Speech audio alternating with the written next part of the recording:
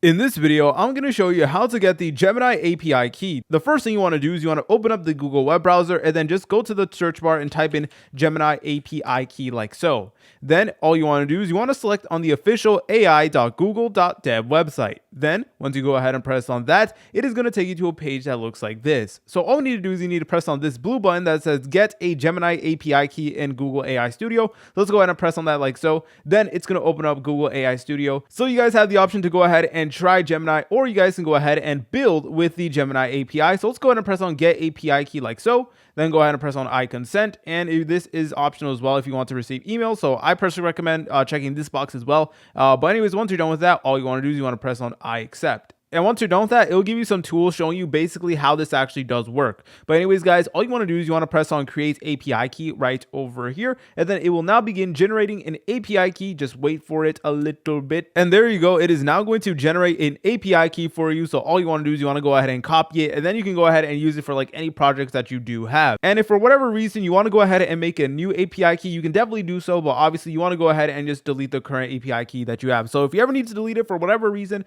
then you can obviously do that from this menu by going ahead and pressing on delete. If you guys found this video helpful, make sure to leave a like and subscribe. I'll see you in the next tutorial.